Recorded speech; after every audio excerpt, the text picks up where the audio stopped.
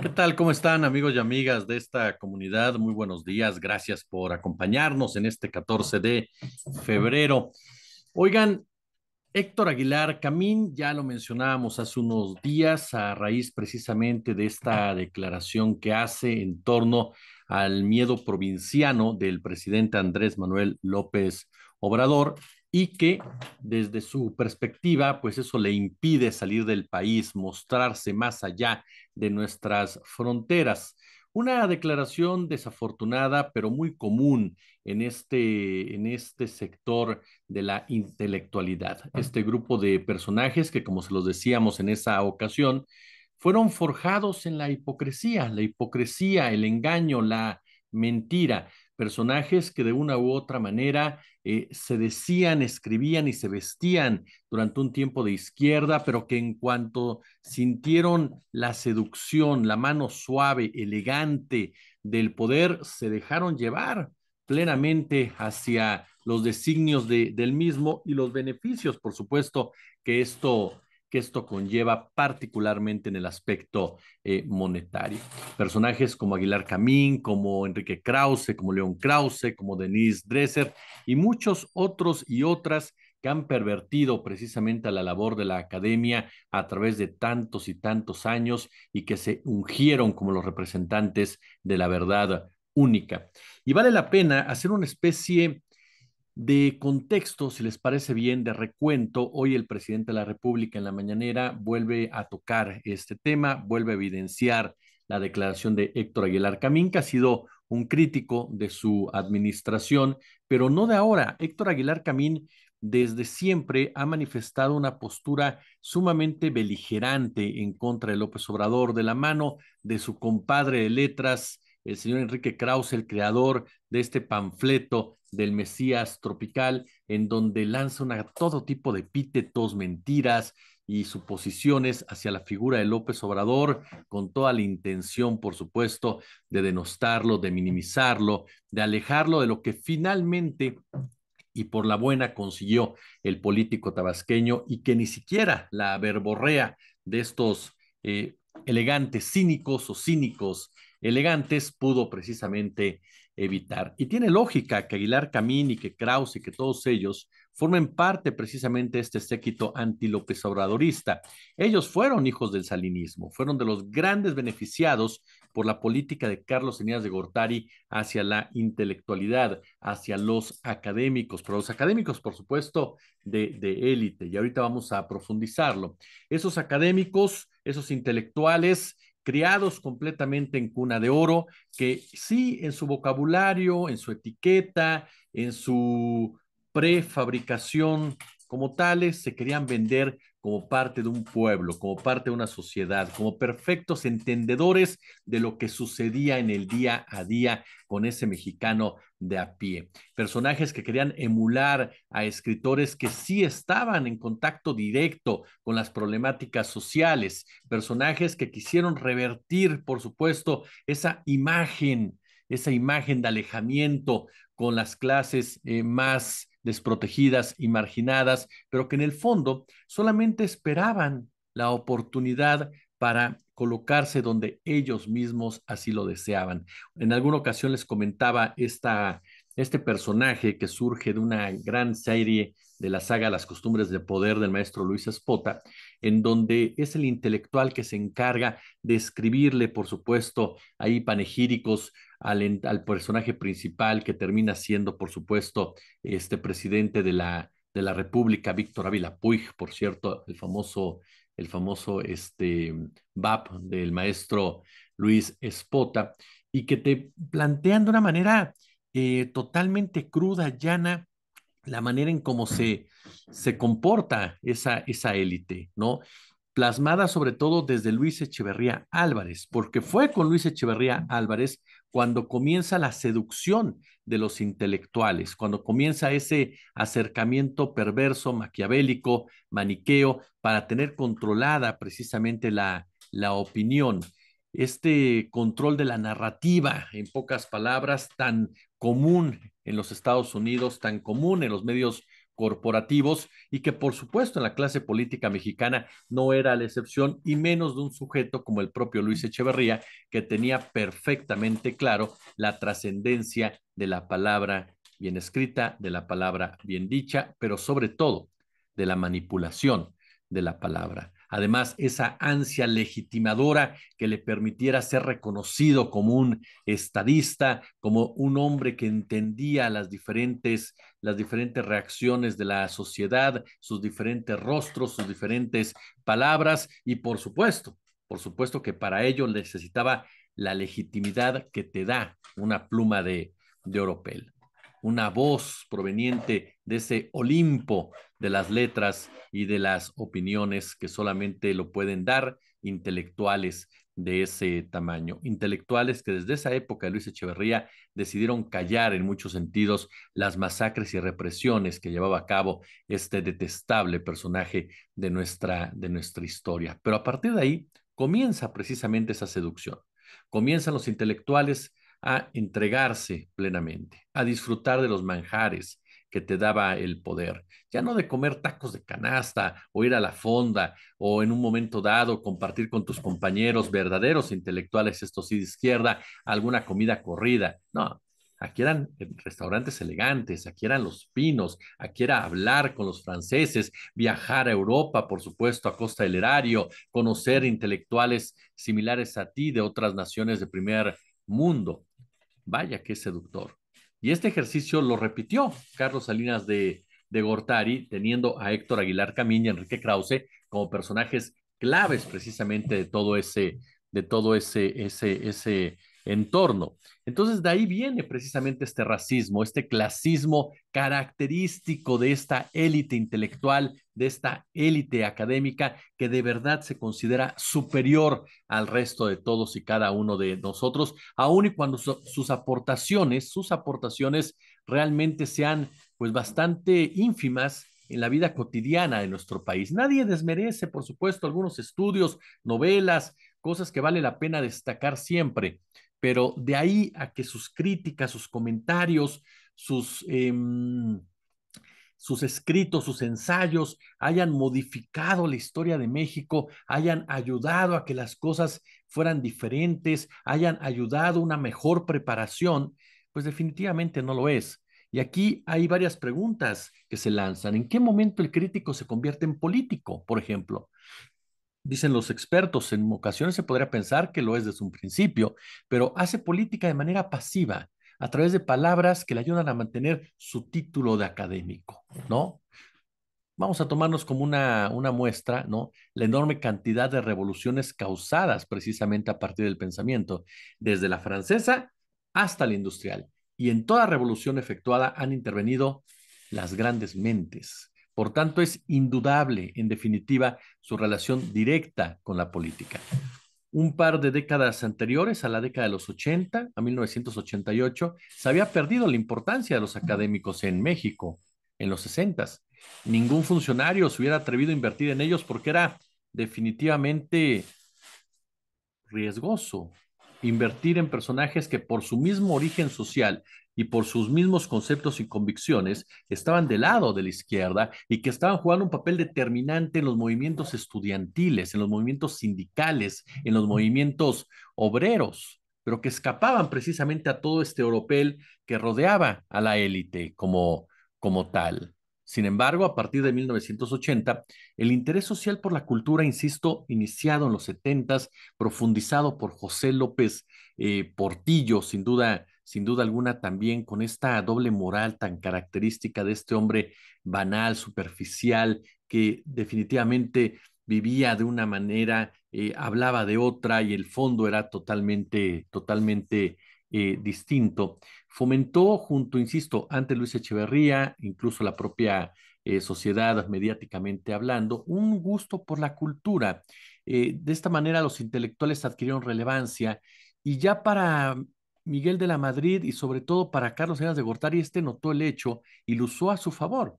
Al entrar al poder, se relacionó con un grupo significativo de escritores, de sociólogos, de investigadores, al gobierno, afines, como por ejemplo el mencionado Aguilar Camín, pero también me viene a la mente Bolívar Mesa, me viene a la mente César Cancino, entre otros, así como a revistas, instituciones, entre las que destacan Letras Libres de los Krause, Clio, Conaculta, el Fonca. Todos ellos se politizaron en contra precisamente de sus propias críticas hacia la política.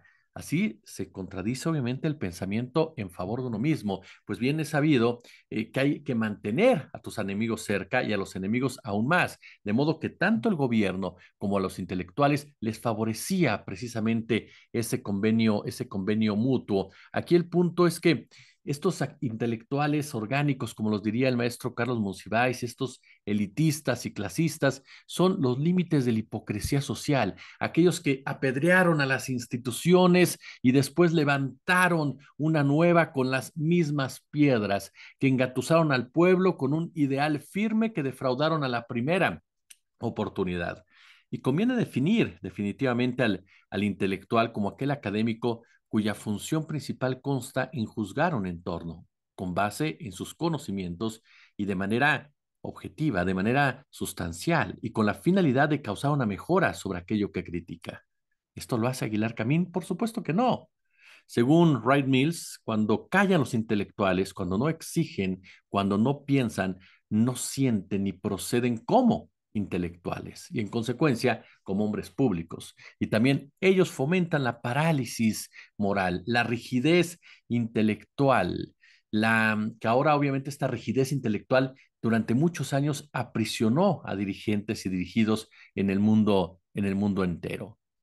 Ya no solo niegan el bien como intelectual, el bien que deben de otorgarle a la sociedad, sino que les hacen creer que sí lo proveen, porque durante muchos años, durante décadas, eso fue lo que nos dijeron estos personajes. Aguilar Camín es un ejemplo palpable de ello. Su literatura crítica de izquierda, muy, pero muy destacada, perdió lo crítico y lo izquierdo a partir de su amistad con Salinas de Gortari, durante todo el sexenio de este y posteriormente. Los académicos politizados perdieron la valía de intelectuales. ¿Por qué? Porque dejaron de pensar durante el neoliberalismo, dejaron de criticar, no exigieron, fueron marionetas talladas por, por sí mismos durante todas estas épocas. Y de verdad, de enorme provecho, pero de enorme provecho, fue para el salinato.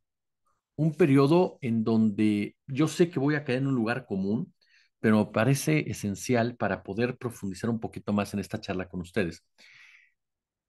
Usted ha leído El Príncipe Maquiavélico, de Maquiavelo, perdóneme, de Nicolás Maquiavelo, este gran autor florentino. Leer El Príncipe era clave durante el sexenio de Salinas, o para entender el sexenio de Salinas. No, fue una especie de confrontación entre lo comunicado en el libro, escrito en 1513, publicado en 1532, si no falla la memoria, y la realidad política nacional.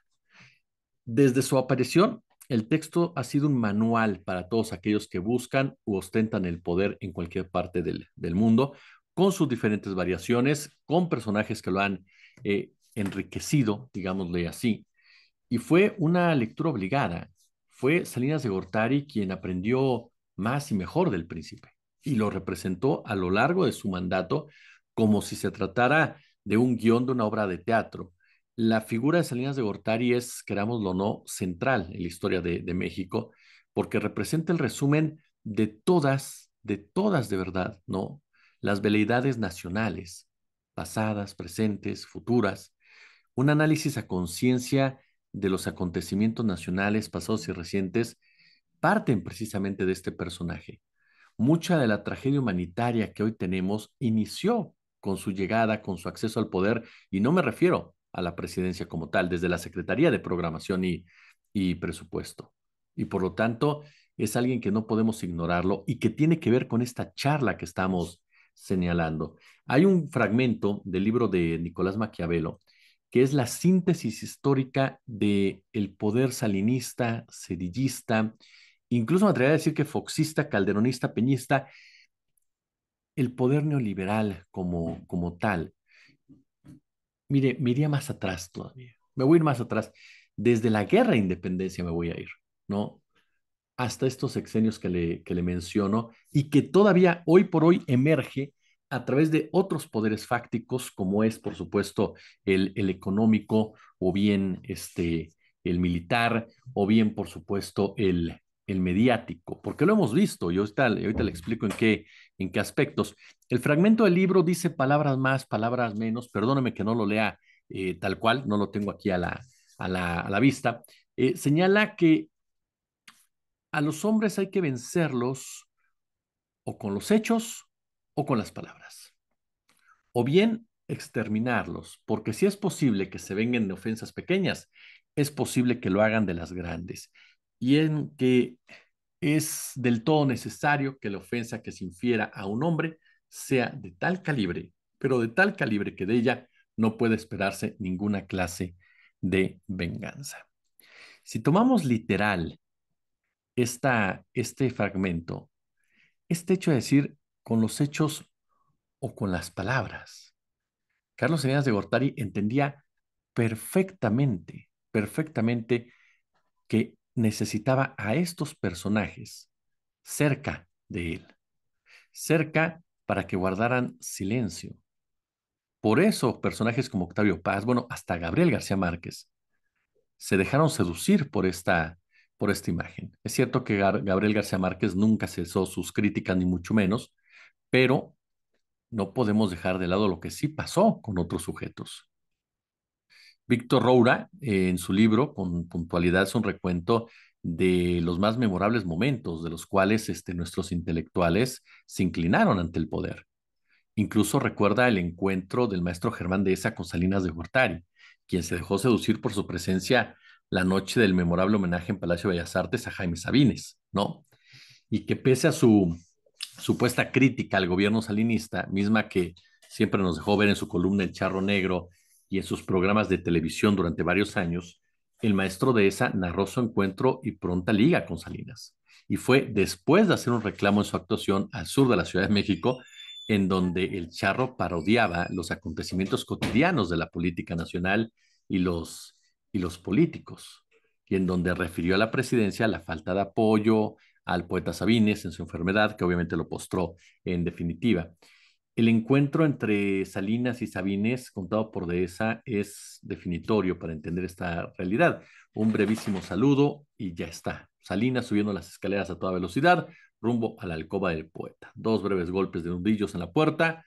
Adelante, dice el inconfundible y rica voz de Sabines. Salinas abre la puerta, Sabines alza lentamente la cabeza, mira calmosamente al presidente, sin prisa, sin vacilaciones, no engarfia las manos en los brazos de su sillón, aprieta las mandíbulas, se yergue lentamente. Maestro, no, por favor, se apresura a decir Salinas mientras intenta acercarse a Sabines. La voz de Jaime lo detiene. Déjeme, no me estoy poniendo de pie ante Carlos Salinas, sino ante el presidente de mi país. Una escena elocuente, muy, pero muy elocuente. ¿Cuántos otros escritores, críticos? Nadie minimiza su trabajo, nadie minimiza sus obras, pero ¿cuántos no se pusieron de pie precisamente ante el poder? ¿Cuántos, particularmente hacia un presidente como Carlos Salinas de Gortari, que fue uno de los grandes destructores del estado de bienestar y que fue, sí, efectivamente, nadie lo, en datos, fíjese bien cómo fue la seducción y lo maquiavélico de Salinas. Fue uno de los presidentes que más contacto tuvo con círculos culturales y de opinión, ¿no? En su gobierno se crearon algunas instituciones como el Canal 22, ¿no? De carácter público y cultural. Nació el Consejo Nacional para la Cultura y las Artes, la Comisión Nacional de Derechos Humanos. La fundación de algunas de estas instituciones fue apoyada por los intelectuales, ¿no? Incluso hay un documental de Diego Osorno que yo le invito de verdad a verlo. Está buenísima, se llama La Muñeca Tetona. Es un documental que revive los vínculos poco conocidos de los intelectuales mexicanos con el poder. Es buenísimo. Y parte de esta fotografía, y con la cual termino, en donde observamos efectivamente a Salinas de Gortari sentado plácidamente y rodeado de diversos personajes, entre ellos Carlos Monsiváis, Miguel Ángel Granados Chapa, está también Gabriel García Márquez, está Elena Poniatowska, está un joven Héctor Aguilar Camín y otros más. Algunos de ellos, esa foto no causó ningún tipo de daño en sus carreras ni desviación en las mismas. Para otros, para otros fue contundente, porque se construyeron, escuche bien, las clientelas en el mundo intelectual. ¿Sabe quién dijo esta frase? Denis Dresser, el mejor ejemplo de cómo la academia también se tuerce. Como siempre, un gusto, como siempre, un verdadero placer. Si les gustó el video, pulgar arriba, déjenos su comentario, déjenos su opinión, déjenos, por supuesto, su suscripción, nos ayuda muchísimo. Compartan el video, es fundamental. Denle a la campanita, si hay forma, échenos el superchat de super gracias. Si no, con todo lo demás es más que suficiente. Nos vemos y nos escuchamos por la noche.